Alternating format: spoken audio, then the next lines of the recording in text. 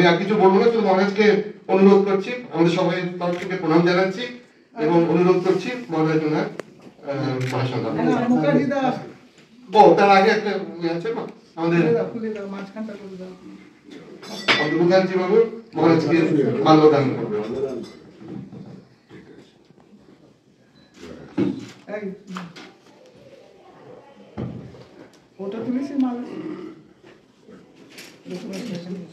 Already we are late.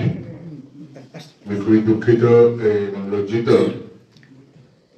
যে আজকে অনেক বিলম্ব হলো, প্রায় এখন প্রোগ্রাম শেষ হবার মুখে। কারো কিছু করার নেই, ট্রাফিক জ্যামের উপরে তো কারো নিয়ন্ত্রণ নেই। আপনারা সকলে জানেন, পড়েছেন শুনেছেন যে অবতার মহাপুরুষ ধর্মবেত্তা তারা সময় সময় আসেন বিভিন্ন পরিস্থিতিতে। রাম এসছেন, কৃষ্ণ এসছেন, বুদ্ধ এসছেন, চৈতন্য এসছেন, যদি অবতার না হলো গুরু নানক এসছে, মহাবীর, তারপরে এসছে শ্রীরামকৃষ্ণ এসছে। বিভিন্ন সময়ে বিভিন্ন উদ্দেশ্যে তারা এসছে। এতগুলো যে নাম বললাম তারা কিন্তু এসছেন বিভিন্ন কারণে। শ্রীরামকৃষ্ণ যখন ঊনবিংশ শতাব্দীতে এলেন তখন তার প্রেক্ষাপট কি ছিল, কেন এলেন, কি অবস্থার মধ্যে এলেন, কি সংকটের জন্য এলেন, এটা কিন্তু জানা খুব দরকার। শ্রীরামকৃষ্ণের আগমন পেছনে উদ্দেশ্যটা কি, কারণটা কি। শ্রীরামকৃষ্ণ যখন ঊনবিংশ শতাব্দীতে এলেন তখন একটা ধর্ম সংকট উপস্থিত হয়েছিল। ধর্ম সংকটকে বিশদভাবে কয়েক ঘন্টা ধরে বলা যেতে পারে কি কি সংকট হয়েছিল, কিন্তু খুব সংক্ষিপ্ত ভাবে বলা যেতে পারে যে ধর্ম সংকট হয়েছিল। পাশ্চাত্য সভ্যতা সংস্কৃতির দাপটে মানুষের মধ্যে তখন একটা সন্দেহ দেখা দিয়েছিল যে হিন্দু ধর্ম, যেটা সবাই গ্রহণ করেছিল, চর্চাও করত, অনুশীলনও করত, সেই হিন্দু ধর্ম সত্যি সত্যি ভগবানের দিকে, ঈশ্বরের দিকে নিয়ে যায়, না কেবল রিচুয়ালস, ব্রত উপবাস, না কেবল ধর্ম অন্ধ সংস্কার ইত্যাদি ইত্যাদি, মানে অনেক প্রশ্ন দানা বেঁধেছিল। শুধু দানা বাঁধিয়েছিল তাই নয়, তখনকার ইতিহাস দেখলে দেখা যাবে যে অনেকেই কিন্তু হিন্দু ধর্মকে ত্যাগ করে অন্য ধর্মকে গ্রহণ করেছিল। এবং যখন হিন্দু ধর্মের প্রতি মানুষের একটা অনীহা, একটা সন্দেহ উপস্থিত হয়েছিল, তখন বিভিন্ন ধর্ম সম্প্রদায়ের উদ্ভব হয়েছে। তখনকার সময় যারা সমাজ সংস্কারক ছিলেন, ধর্মবেত্তা ছিলেন, তারা ভেবেছিল যে হিন্দু ধর্মের সংস্কার হওয়া উচিত। হিন্দু ধর্মের যে চিরাচরিত প্রথা সেগুলোকে বাদ দিয়ে নতুন কিছু সংযোজন করে আবার যাতে হিন্দু ধর্মকে সকলের কাছে আকর্ষণীয় করা যেতে পারে। আপনারা জানেন উদ্ভব হয়েছিল ব্রাহ্ম সমাজ, যার পুরোধা ছিলেন দেবেন্দ্রনাথ ঠাকুর, কেশবচন্দ্র সেন ইত্যাদি। তারা ভাবল যে হিন্দু ধর্ম থেকে প্রথমেই মূর্তি পূজাকে বের করে দেওয়া, নিরাকার উপাসনা, কোন রকম মূর্তি পূজা থাকবে না। অনেক কিছু পরিবর্তন করতে চেয়েছিল মেনলি। তারপরে উত্তর ভারতে হয়েছিল, আপনার দেখবেন এখনো তার প্রভাব আছে, সেটা হচ্ছে আর্য সমাজ, দয়ানন্দ সরস্বতী, তার একটা ধর্ম সম্প্রদায়ের উদ্ভব হয়েছিল। তারপর হয়েছিল বেঙ্গল, তখন তো অবিভক্ত বাংলা, তখন যুক্তিবাদী তর্কবাদীদের একটা ইয়াং বেঙ্গল বলে একটা বিরাট সম্প্রদায় সৃষ্টি হয়েছে। সেই ইয়াং বেঙ্গল তারা সবকিছু যুক্তি তর্ক দিয়ে বুঝে নিতে চাইছে। তারপর হচ্ছে দক্ষিণ ভারতের যে থিওসফিক্যাল সোসাইটি, আমি সহজে খুব সংক্ষিপ্তভাবে বলছি তাদের কি কি ধারণা। যাই হোক, তারা সকলে চেয়েছিল হিন্দু ধর্ম থেকে কিছু বাদ দিয়ে রীতিনীতি, পূজা অনুষ্ঠান, অন্য কিছু সংযোজন করলে বোধ হিন্দু ধর্ম সকলের কাছে আবার হিন্দুদের কাছে আকর্ষণীয় হবে, কিন্তু হলো না। তো পুরোপুরি ভাবে গ্রহণ করতে পারলো না। এবং তখনই দেখা গেল কিছুদিন পরে যেসব সম্প্রদায়ের উদ্ভব হয়েছিল তারা সেই সব সম্প্রদায়গুলো কিন্তু স্তমিত হতে লাগলো, ইতিহাসে পাবেন। এহেন সময় উপস্থিত হলেন ভগবান শ্রীরামকৃষ্ণ। এটাই হচ্ছে ধর্ম সংকট। আর একটা ধর্ম সংকটের কারণ হচ্ছে, ইতিহাস বলে যে 19th century is the age of science and technology। 19th শতাব্দীতে সবচেয়ে বেশি তখনকার দিনে বড় বড় আবিষ্কার ঘটেছিল, বিজ্ঞানের বিরাট বিরাট আবিষ্কার। স্বাভাবিকভাবে মানুষ হয়ে উঠেছিল তখন বিজ্ঞান মনস্ক। তার ফলে তাদের কাছে মনে হয়েছিল ধর্ম বোধহয় বুজরুকি, লোক ঠকানো বিদ্যা, কুসংস্কার মাত্র। একজন তো বলেই ফেললেন যে রিলিজিয়ন ইজ ওপিয়াম, ধর্ম আফিম মাত্র। এই হলো ধর্ম সংকট উপস্থিত হয়েছিল। তখন এটা বলছিলাম, শ্রীরামকৃষ্ণ উপস্থিত হলেন। শ্রীরামকৃষ্ণ খুব ভালোভাবে পর্যবেক্ষণ করলেন যে হাউ টু রিস্টাবলিশ রিলিজিয়ন, আবার হিন্দু ধর্ম কিভাবে প্রতিষ্ঠা করা যায়। হিন্দু ধর্ম যে ম্রিয়মাণ হয়ে উঠেছিল, লোকে হিন্দু ধর্ম সম্পর্কে বা হিন্দু ধর্মের প্রতি যে আকর্ষণ তা অনেক কমে গেছিল। সেই জন্য শ্রীরামকৃষ্ণ কি করবেন, এটা খুব বোঝার উচিত। শ্রীরামকৃষ্ণ হিন্দু ধর্মের রীতি নীতি কিছুই কিন্তু পরিবর্তন করেন। চিরাচরিত প্রথা, পুজো, উপবাস, আহ্নিক অনুষ্ঠান, খাবার দাবার সব থাকে আর কি। দেখবেন কথামৃতে লেখা আছে হাঁচি, টিকটিকি, এসব বারবেলা শ্রীরামকৃষ্ণ মানতেন। তিনি কিছু বর্জন করেন, এর পরিবর্তনও করতে চাননি। কেন করতে চাননি? তিনি মনে করতেন, উপলব্ধি করেছিলেন যে external changes will not help. বাইরের এসব পুজো আর্চা, ব্রত, উপবাস, একাদশী, নির্জলা, এগুলোকে বাদ দিয়ে পরিবর্তন করে কিন্তু খুব লাভ হবে। সেই জন্য তিনি চেয়েছিলেন অন্তরের পরিবর্তন, ইন্টারনাল চেঞ্জ, যে পরিবর্তনের দ্বারা কিন্তু সমাজে, ব্যক্তি জীবনে, সমাজ জীবনে, রাষ্ট্র জীবনে, অন্তরাষ্ট্র জীবনে একটা বিরাট বিপ্লব আসবে। A kind of change will come. বাইরের পরিবর্তন দ্বারা কিছু হবে না, যা ছিল তাই থাকবে। সেই জন্য তারা চেয়েছিলেন, অর্থাৎ শ্রীরামকৃষ্ণ চেয়েছিলেন অন্তরের পরিবর্তন। অন্তরের পরিবর্তন বলতে আমরা কি বুঝি? অন্তরের পরিবর্তন মানে খাওয়া দাওয়া, বাইরের রীতিনীতি, ফ্যাশন, এসব চেঞ্জ না। এসব তো চেঞ্জ হতেই থাকবে, এগুলো চেঞ্জ হওয়া উচিত। চেঞ্জ হচ্ছে প্রাকৃতিক সৌন্দর্যের একটা দিক, চেঞ্জ। কিন্তু সেই সঙ্গে সঙ্গে বাইরের পরিবর্তনের সঙ্গে সঙ্গে চাই অন্তরের পরিবর্তন। অন্তরের পরিবর্তন মানে হচ্ছে যে আমাদের মন এবং হৃদয়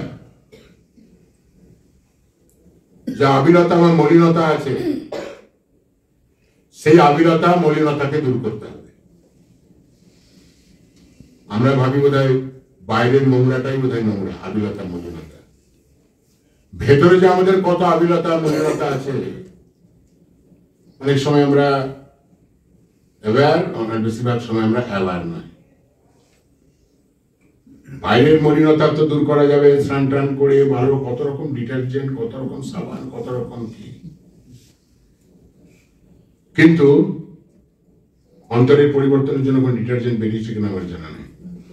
অন্তরকে পরিষ্কার করার জন্য ক্লিনজিং যাকে বলে ইংরেজিতে, অন্তরের যে ক্লিনজিং,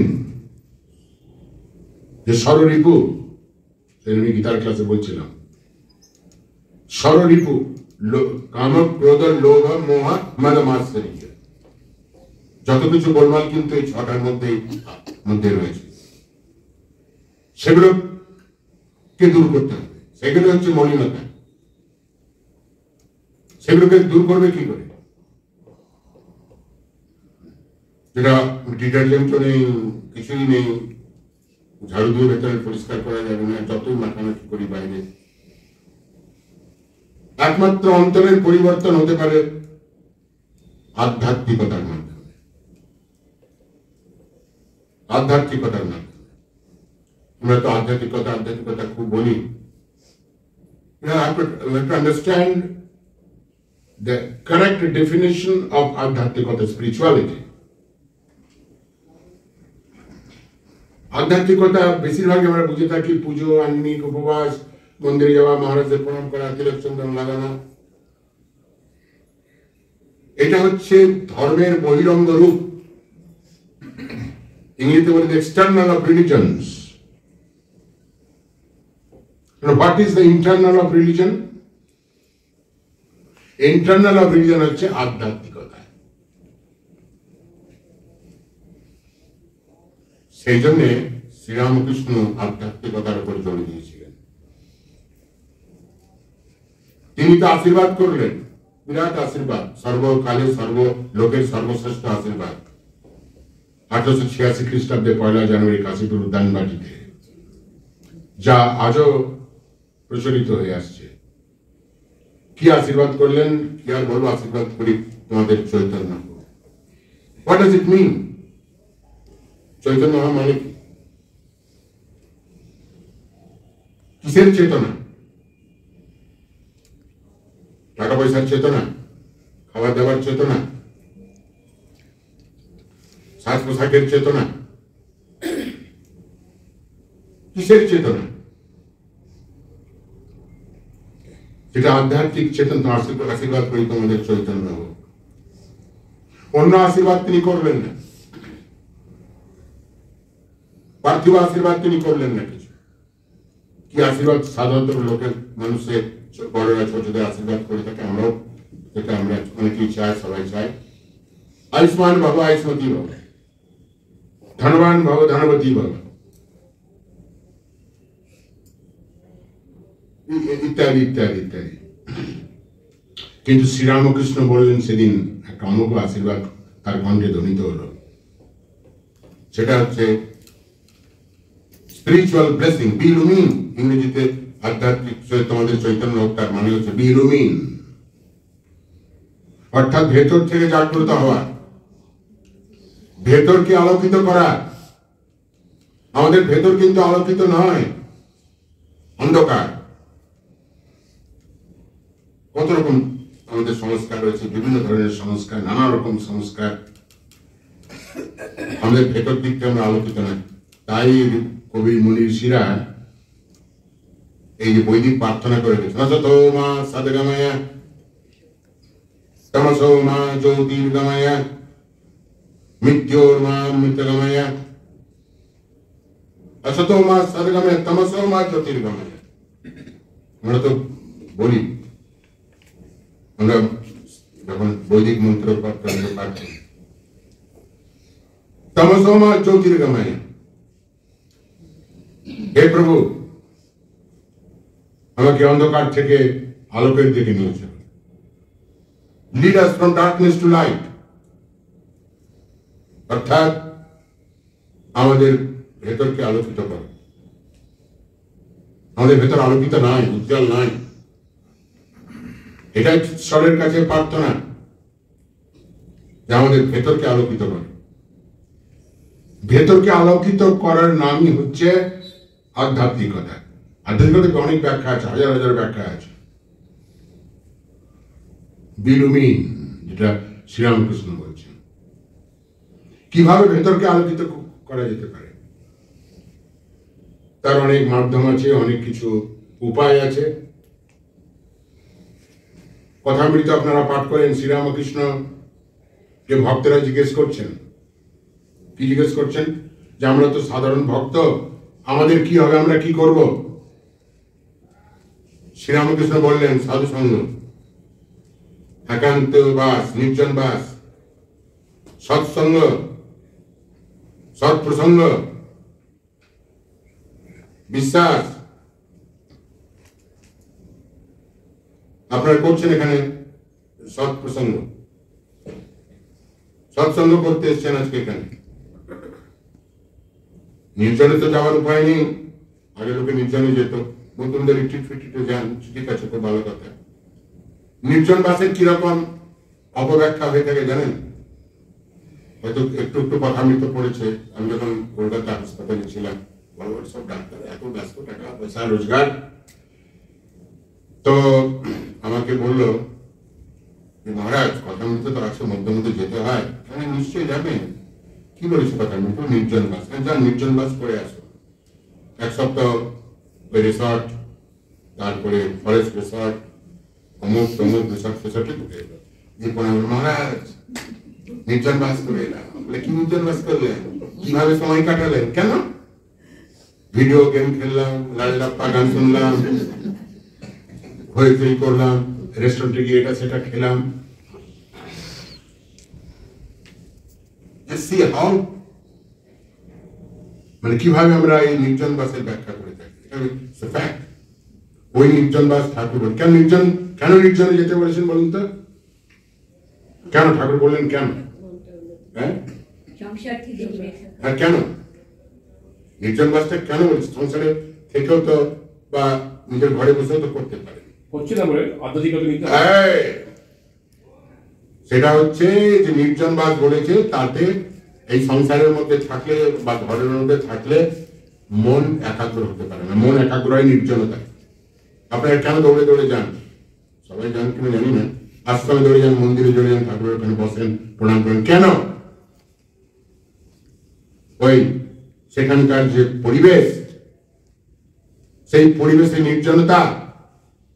আজকাল সব জায়গায় লোকজন হয়ে গেছে, তবু যে পরিবেশ পান সেই পরিবেশে আপনাদের মন খানিকটা একাগ্র হয়, খানিকটা একাগ্র হয়।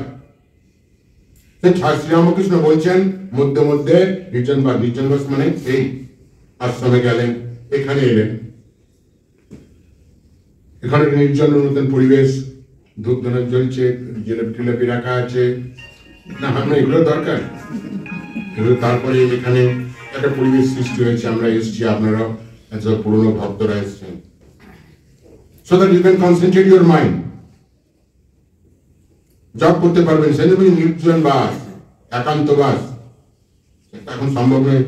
সেই রিট্রিট ফিট্রিটে অনেকে যায়, যাই হোক যাওয়া হয়। ওই জন্যই নির্জন বাসের কথা শ্রীরামকৃষ্ণ বারবার বলছেন। सत्संग तो कहाँ जाता है? सत्संग में जाता है। सत्संग माने की এই যে সঙ্গ, কোম্পানি, এটা খুব দরকার। আমরা ছোটবেলায় শুনতাম সঙ্গ দোষে লৌহ ভাসে, জানি না আপনাদের কজন শুনেছেন। কি মানে কি সঙ্গ দোষে লৌহ ভাসে? অনেক তো পুরোনো মনে আছে। যাই হোক, সঙ্গ দোষে নষ্ট হয়। হ্যাঁ, সঙ্গ দোষে নষ্ট হয়। সঙ্গে ভালো সঙ্গ পেলে ভালো সঙ্গ, সেই জন্য সৎসঙ্গ খুব দরকার। সৎসঙ্গে স্বর্গবাস। স্বর্গবাস, এই তো সব জানুন, সব জানেন। সেই জন্য have a good company, have a good company. সঙ্গবাসে মানে কোম্পানি, সৎসঙ্গ খুব দরকার। মানুষের জীবনকে উপর দিকে চালিত করতে পারে, নিচের দিকেও চালিত করতে পারে। আর সৎ প্রসঙ্গ, আমরা সময় পাই কিন্তু সৎ প্রসঙ্গ করি না। এইটা হলো, সেটা হলো, এ হলো, সে হলো, আজকে সব এই হলো, কেন কে ঢুকে পড়েছিল কেন? হ্যাঁ, পার্লামেন্টের দরকার, খবর একটা দরকার, আমি বলছি না। কিন্তু সময় হলে এত আমরা কত আলোচনা করি, আমরা আলোচনা করি, সমালোচনা করি, সময় নষ্ট হয়েছে। সেই জন্য শ্রীরামকৃষ্ণ বলছেন সৎ প্রসঙ্গ। কি প্রসঙ্গটা? What is the subject? যতটা সম্ভব সেই প্রসঙ্গ, সেই সাবজেক্টটা হওয়া উচিত ধর্মীয়। কেউ জব করুন, ভালো বইপত্র করুন, আলোচনা করুন, Don't read trash magazine and all sorts of things. আমরা তো পড়ি এগুলো করুন, দেখুন মনের গতিটা কিরকম হয়, মনের গতি কিরকম হয় দেখুন ভালো জিনিস পড়ে। অনেকে পড়েন জানি, গীতা পাঠ করেন, চণ্ডী পাঠ করেন, আবার বলি গীতা পাঠ সকালবেলায় অনেকেই করেন হয়তো। আমাকে আজকে বলছিলাম গীতা ক্লাসে আসছো তো, বলে হ্যাঁ গীতা আমি রোজ সকালে পড়ি। সকালে কি বলো?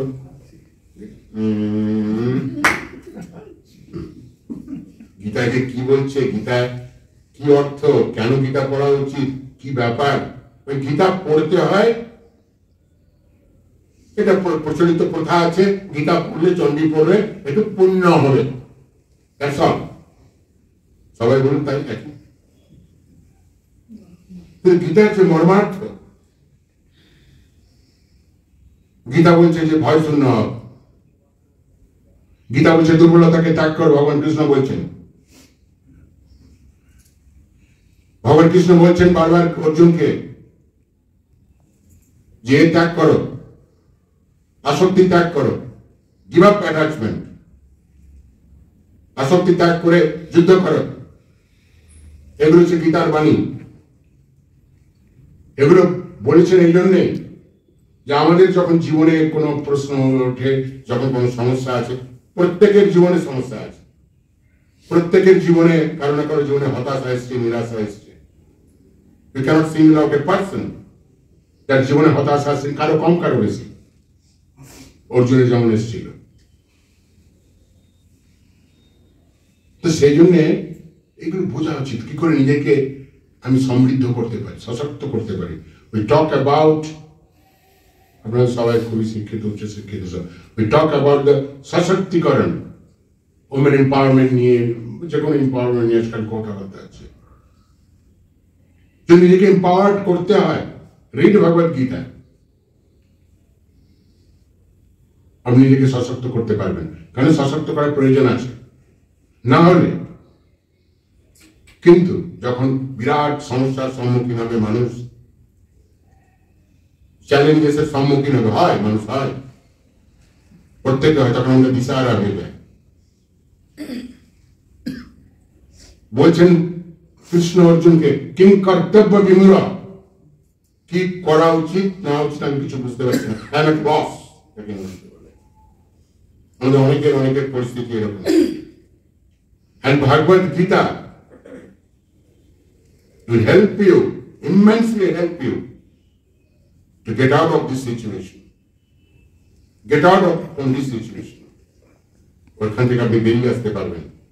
আমরা বেরিয়ে আসার জন্য সাইকিয়াট্রিস্টের কাছে যাই, ওর কাছে যাই, ওর কাছে যাই, গণৎকারের কাছে যাই, হাত দেখায়, কপাল দেখায়, তাবিজ ধারণ, বগলামা করি, হতে পারি না হতে পারে, সেদিকে আমি যাচ্ছি না। বাট রিড ভাগবত গীতা, নিশ্চয়ই আপনি নিজের জীবনে যে কোনো সমস্যার সমাধান করতে পারবেন। একটা সমস্যার কথা বলুন যেটা ভগবত গীতা সমাধান সূত্র, এটা শারীরিক দিক দিয়ে, মানসিক দিক দিয়ে, আর্থিক দিক দিয়ে বলুন যে এই সমস্যার সমাধান সূত্র গীতায় নেই। ধরেন তুমি বলো, একটা তুমি আমাকে দেখো, হ্যাঁ সবকিছু পাওয়া যাবে। সেই জন্য যেটা কথা বলছিলাম যে সব প্রসঙ্গ স্বামী শ্রীরামকৃষ্ণকে জিজ্ঞেস করছেন ভক্তরা যে কি করে কি হবে, আমাদের কি হবে, আমাদের ঈশ্বর লাভ কিভাবে হবে। খুব স্বাভাবিক প্রশ্ন, আমাদের অনেকে অনেক প্রশ্ন করে, কিন্তু সব প্রসঙ্গ করা খুব উচিত। আর একটা কথা যদি একটু উচ্চ ভাব, নিত্য আর অনিত্য, কতবার কথা নিতে বলেছেন, রিয়াল আর আনরিয়াল, নিত্য অনিত্য বিচার। বিচার করা মানে সব ছেড়ে দিতে বলছেন না, বিচার করুন এই জিনিসগুলো নিত্য, সব অনিত্য। এই যে বাড়ি ঘর আমি আপনি সব নিত্য। At the fag end of his life, he is lying. It is truth. He is realizing, everybody realizes, যেগুলো কিচ্ছু থাকবে না। তবু মানুষের সংস্কার আমাদের এমন, তবু ভাবি বোধ হয় থাকবে। আমরা সবাই জানি একদিন আমাদেরকে উপরে যেতে হবে, সব এভরিবডি নোস। জেনেও কিন্তু ভাবছি না আরে কিছুদিন থাকবো, এই করবো সেই করবো, এটা করি সেটা করি, অমুক করি তমুক করি। বলুন তো, যুধিষ্ঠির যজ্ঞরাজ যুধিষ্ঠিরকে কতগুলো প্রশ্ন করেছিল। সবচেয়ে যে আশ্চর্য বস্তু কি, আশ্চর্য ওয়ান্ডার কি, আমরা বেঁচে আছি জানি, মানে আমাদের সামনে সকলের মৃত্যু হচ্ছে, তবুও মনে হচ্ছে আমি থাকবো, আমার মৃত্যু হবে না, এরকম একটা ভাব। এটাই তো সবচেয়ে আশ্চর্য বিষয়। সেভেন ওয়ান্ডার্স মানে ভাববেন না তাজমহল, বিশাল টাওয়ার, এসব আশ্চর্য না। সবচেয়ে বড় আশ্চর্য হচ্ছে সবচেয়ে কোন জিনিসের গতি বেশি, আমাদের স্পুটনিক কেন, মনের। কি সুন্দর কতগুলো যে প্রশ্ন করলেন। মন হচ্ছে ফাস্টেস্ট, এত ফাস্ট এখনো বৈজ্ঞানিকরা মানে মেপে টেপে কিছু করতে পারেনি। বৈজ্ঞানিকের তার বড় আবিষ্কার হয়েছে। বলুন তো, বলুন এক যে জিজ্ঞেস করুন বৈজ্ঞানিকের, what is the speed of mind, মনের গতি কি, কোনোদিন জীবনে পারবে না, কোনোদিনই পারবে না। বলুন আপনি তো 90 পারবেন, খুবই মুশকিল। তো সেই জন্যে যেটা বলছিলাম, যে সৎসঙ্গের কথা হচ্ছিল, সঙ্গটা ভালো হওয়া উচিত, আর নিত্য অনিত্য বিচার এই বলতে থাকতো। আমি অনিত্য বলে আমি খাবো না কাল থেকে, সবই তো অনিত্য, কাল থেকে উঠবো না অনিত্য, ঘুমাবো না অনিত্য, তা না, এটা বোকামি। অনেক সময় অনেকে করে এটা, মনে খালি ভাবটাই যে এটা নিত্য এটা অনিত্য। একমাত্র বহুবার কথা অমৃত পাঠ করেছেন, লেখা আছে, বারবার শ্রীরামকৃষ্ণ বোঝাতে চাইছেন ভক্তদের যে ঈশ্বরই কেবল নিত্য, আর সব অনিত্য। God alone is real. সব দেখুন, অনিত্য করে দেখুন না, যে কোনো জিনিস, নিজের শরীর পর্যন্ত অনিত্য, আজ আছে কাল থাকবে না। যা কিছু অত কষ্ট করে জমিয়ে গেলেন, কিচ্ছু থাকবে না, সব যা এসেছিলেন সব রেখে আবার সব চলে যেতে হবে, নিত্য এনজয় করতে হবে। জায়গায় বলছিলাম সেদিন যে আলেকজান্ডার দি গ্রেট, তিনি সারা পৃথিবী জয় করে ভারতবর্ষে এলেন। যাই ভারতবর্ষ জয় করতে পারলেন না, মরে গেলেন মশার কামড়ে, যা বলা হয়। হ্যাঁ, তখন মশা মানে এখন তখন বিরাট ব্যাপার, ম্যালেরিয়া। তখন একটা কথা উনি অনুভব করেছিলেন, যদিও রবির সম্রাট ছিলেন, উনি উপলব্ধি করেছিলেন, উপলব্ধি করে বলেছিলেন যখন আমার মৃত্যু হবে, চারটে কথা বলেছিলেন, বলেছিলেন ওদের সভাসদ মন্ত্রী সবাইকে বলেছিলেন যে এরকম হাত টাত গুলো এরকম খোলা রাখবে, যখন শবদেহ নিয়ে যাবে হাত এরকম থাকবে। কেন? এর ইন্ডিকেশন কি? সবাইকে দেখাবে কিছু নিয়ে যাচ্ছে, খালি হাতে যাচ্ছে, নিয়ে যেতে পারছে না, বলে গেছে সব ছেড়ে চলে যাচ্ছে, সব ছেড়ে চলে যাচ্ছে, সব ছেড়ে চলে যাচ্ছে। আর একটা বলছে, আমি যখন যে রাস্তা দিয়ে আমাকে নিয়ে যাবে, যা ধন সম্পদ লুট করে নিয়ে এসেছিলাম সোনা মানিক্য, সবগুলো ফেলতে ফেলতে ফেলতে ফেলতে যাবে, হরিণ লুট করতে করতে যাবে। আর বলছেন যে ডাক্তাররা আমার শবদেহ নিয়ে যাবে, এর মানে কি? মৃত্যুকে জয় করতে পারে। ভাববেন না, এটা হচ্ছে what does it mean? ডাক্তাররা বলে তোমাকে বাঁচিয়ে দেবো, এই করে দেবো, সেই করে দেবো। এই মৃত্যুকে জয় করতে বা বাঁচিয়ে দিতে ডাক্তাররা পর্যন্ত পারবে না। ডাক্তার বলে বেঁচে যাবে, সব ঠিক হয়ে যাবে, কথা মৃত আছে। সেই জন্য তিন চারটে জিনিস উনি বললেন, বলছিলাম যে নিত্য অনিত্য বিচার, নিত্যানিত্য বিচার, এই মনে এটা রাখতে হবে, তাহলে কষ্ট কম পাবেন। কিছু হারিয়ে গেল, হয়েছে করে একবার ই করে হয়ে গেল, কি আছে দিন আমাকে। তো এই যে কিনা যদি বিচার করেন না, আনন্দ পাবেন, তাহলে কষ্ট পাবেন না।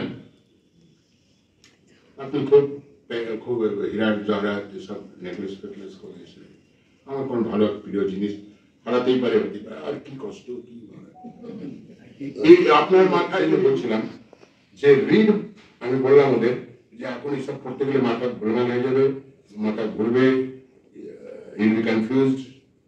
রিড শ্রীরামকৃষ্ণ, স্বামী বিবেকানন্দ, স্বামী বিবেকানন্দ নিজে বলছেন, কি বলছেন, বেদ বেদান্ত সব বোঝার আগে রিড কথামৃত।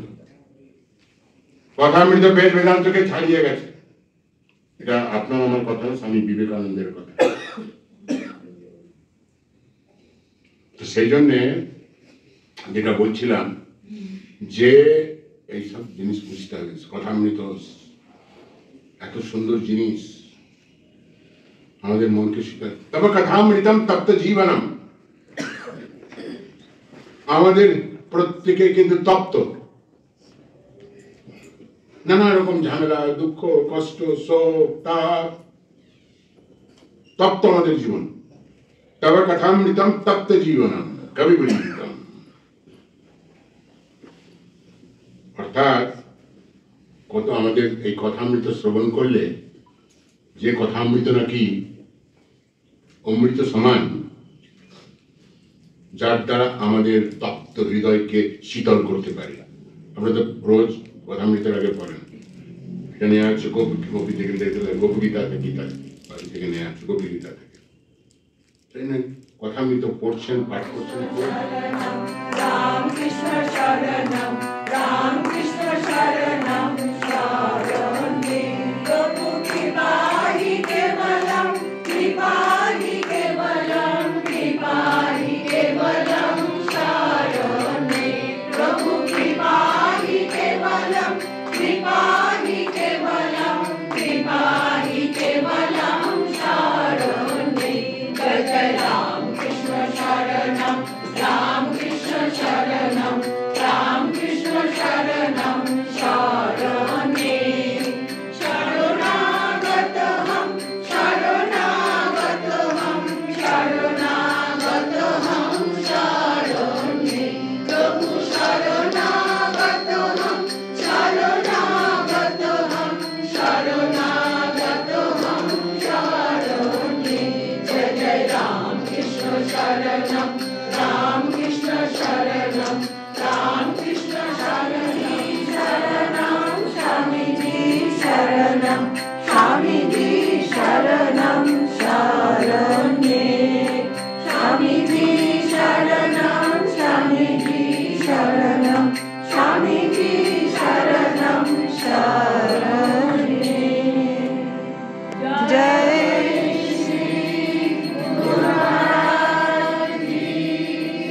आशा है ये प्रोग्राम आप सभी को बहुत अच्छा लगा होगा। ऐसे ही और वीडियोस देखने के लिए देवाक्षर के साथ जुड़े रहिए। चैनल को सब्सक्राइब कीजिए, वीडियोस को दोस्तों के साथ शेयर कीजिए और लाइक का बटन ज़रूर दबाएं। आप सभी का बहुत बहुत धन्यवाद।